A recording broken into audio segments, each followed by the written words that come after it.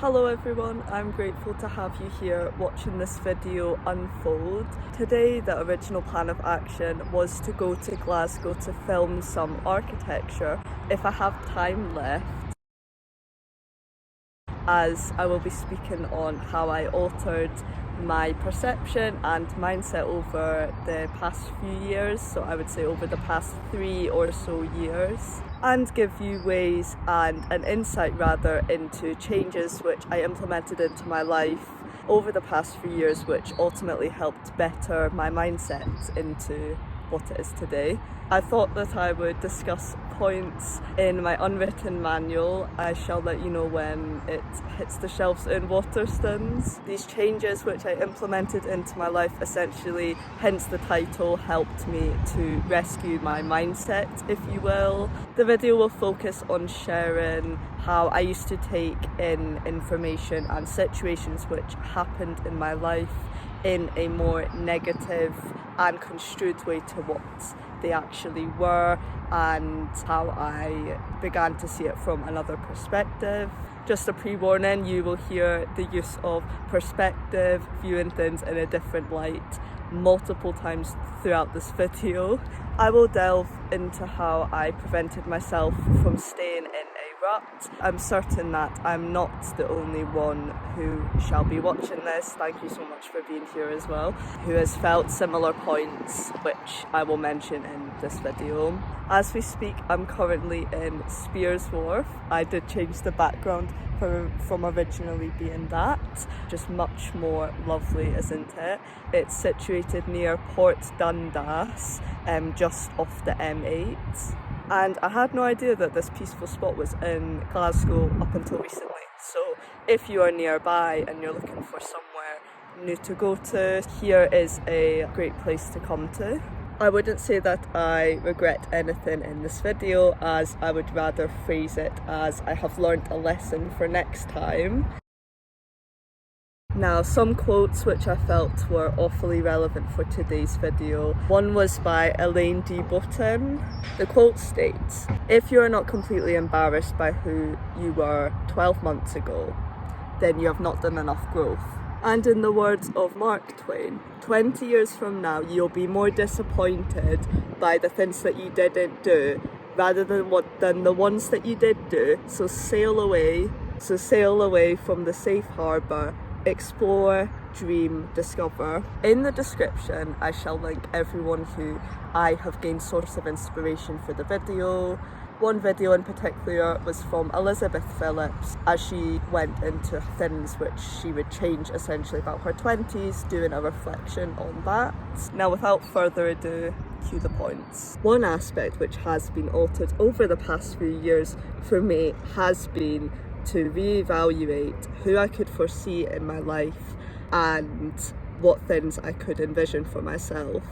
Now, from this, even if you cannot envision exactly what you want to do, who you want to be, or you have a rough idea of who you want to be, you're aware of your morals, and you therefore, what I mean by it is you will centre around everyone in your life to realign with your morals, to realign with who you are as a person, the type of person you envision yourself to be. And if this person changes, then people in your life will too. Essentially, to be okay with this change was something that I had to get used to, and to just know who was deserving to have my energy, to have my time spent on them, who valued this, and to have my life centered with those specific people in my life, and to also strive to do things which brought me meaning, which I felt elevated me as a person, in the sense I was fulfilled throughout doing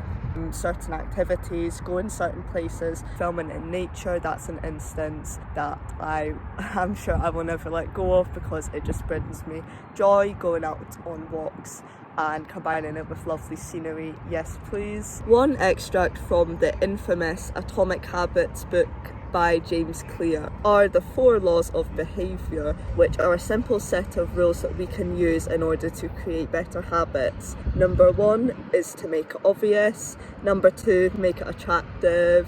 Number 3, make it easy. And number 4, make it satisfying. These 4 laws are put in place in the book to basically resemble that the environment is the invisible hand which shapes human behaviour. So this therefore ties in well with myself removing people who do not serve me well in my life. And I would also recommend reading Atomic Habits as well. It's very much centred around self-reflection, how to better your habits, your mindset, and your life in general. I think it's very, very helpful. Consistency will be mentioned in this video as well. By removing people who do not serve you anymore, or from going about your life doing things which you find meaning and value from, will provide your brain some sort of clarity. You will therefore hopefully stop thinking as often anyway that you are too far behind from where you are supposed to be, or you won't experience feelings of confusion as to which direction you should be going in. Leading on to this was to stop living as a previous version of you. I would often, a couple of years ago especially, confused with what I would have liked this time last year or a few months ago. Maybe somebody does not put in effort with you, or a group of friends do not put in effort with you. A year later they reappear in your life. Does that mean that it's meant to be and that they've miraculously appeared? Obviously each to their own. I would now think of this rather than, oh, I might as well give them a second chance, to just take it for what it was, remember the reason why said thing did not work. Another one to hit home for me recently was the fact you are not defined by your career. I think we've been hearing a lot more people speak on this. I think it's very healthy, it's very positive, and it's definitely the thing that people should be living by, because your job shouldn't define you. Of course, yes, it's routine, it's structure. That's why I like work, and we've been seeing more people leave, for instance, Life as Hadia on TikTok. Love watching your content. As of, I believe it was last year, the year before, she left NHS, which was her dream job, just due to the toxic work environment. And in the comments, a lot of people come forward to say, I wasn't enjoying it either, the environment was not for me. So let's normalise it. A quote which I really like is, start with fear, start with pain, start with doubt, start with handshaking, start with voice trembling, but start. That leads us on to my next point of reflection, which is that starting now is better than waiting and waiting and waiting and waiting. One eternity later. Another push to help you get going is to begin by just living in the moment more, by visualising the worst possible outcome of a situation, so that anything better is a bonus. This can sometimes help when you're worried about a situation. The logic behind this is that whatever does happen, either nothing happens or everything that you have ever dreamed of happens, which is very rare. But by being in this mindset of whatever happens, I'll be happy with the outcome, and to almost sometimes visualise that the dream thing will not happen straight away, you know, definitely saves disappointment and feelings of resentment, sorrow, all the rest. We've all been there. I think just having a more realistic approach is something that I've adopted. That leads me on to another point. I wouldn't take on constructive criticism from other people. I would find this quite difficult to do. If you asked me 3 years ago, that was something I rarely did. So I've just adopted to other people's way of thinking as well, being mindful that your way is not always the right way. Because I felt so strongly about, I want my life to go a set way, and like when these things aren't happening in this order, which it rarely does, you do feel like you've had all of this energy mustered into this one end result, and when the said end result does not happen, you're left feeling like, what now? I've put so much energy into these things. It goes back to the previous point as well. Everything's connected. I love that quote so much. The fact that you should just let life run its course, not have an exceptional amount of pressure onto achieving said thing, doing said thing, that, you know, if this doesn't work, it's the end of time. And instead of the end of the day, it's the end of time, and garbage is all that has survived.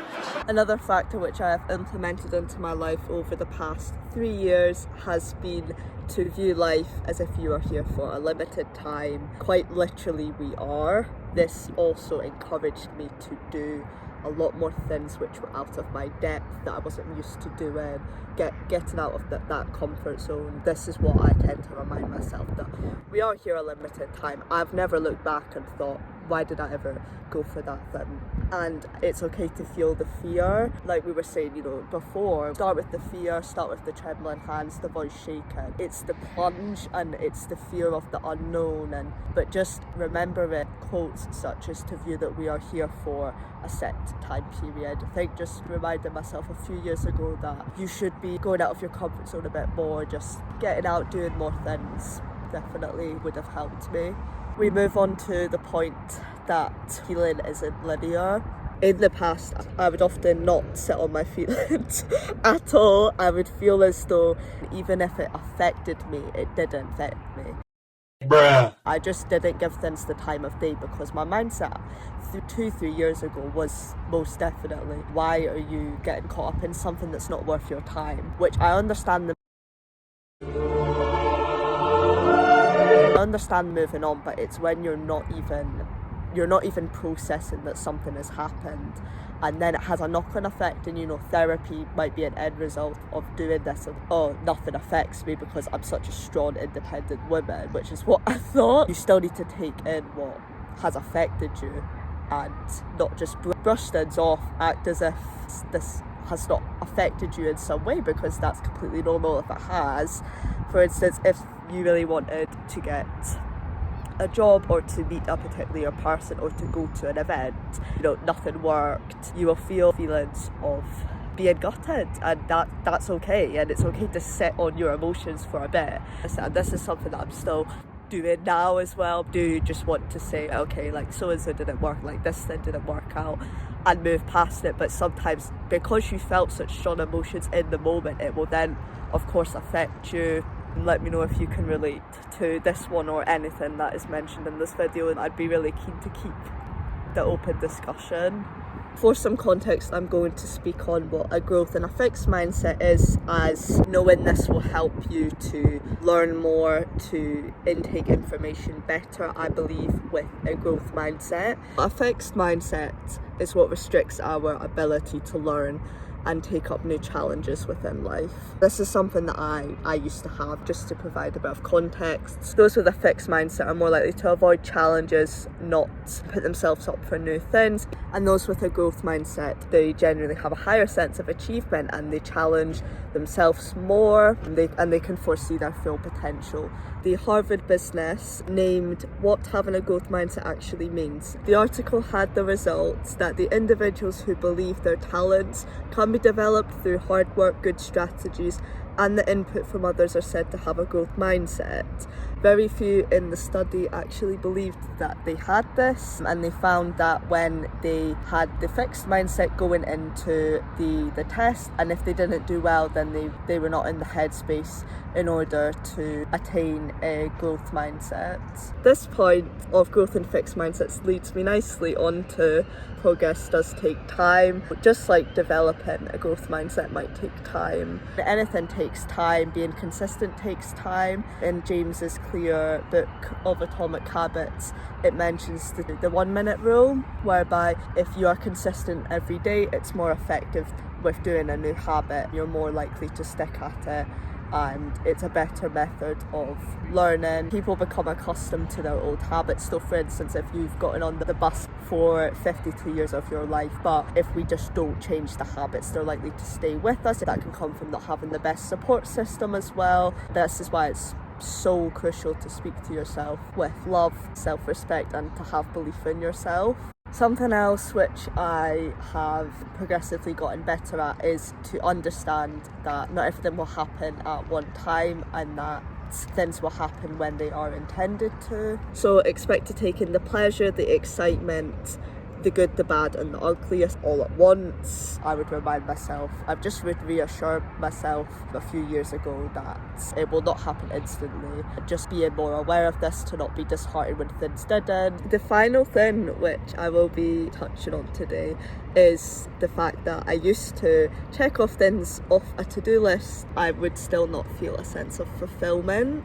In other words, delaying our gratification for our current life based on a future potential outcome that might not even happen. Don't think that just because you're thinking of this thing that is set in stone. And yes, it's made its way into your mind, but another quote to go along with this is to think about what you're thinking about, meaning we have so many thoughts per day. Choose which ones you keep in your head, that you focus your energy on. According to a source from the ABC news source, showed the percentages of people being happy or unhappy with their lives in general. The results showed that 50% of your thoughts are based on genetic makeup, 40% is based on your control determined with your thoughts, and the remaining 10% is based on other circumstances. In regards to my life, I'm working on appreciating life more each day. As I know, I'm living my life instead of an ideal life, a facade of a life. I remind myself each day to imagine chasing something that doesn't exist. You're just going down a rabbit hole of worry, even though you convince yourself you will be happy doing something, and your worries are thrown down the rabbit hole instead of you, when in reality it's the other way round. Then if said then doesn't work out, then you are just worrying even more. Please feel free to continue the discussion in the comments below. If you feel that you related to anything in particular, or even to share changes which you have implemented recently or within the past few years into your life in order to better your own mindset, I'm very intrigued to hear them. I often find that when I watch similar content to this video, that I feel reassured and a bit more confident within myself, and that I'm doing much better than I often think I am. Thank you for staying by me, and I shall hopefully see you again.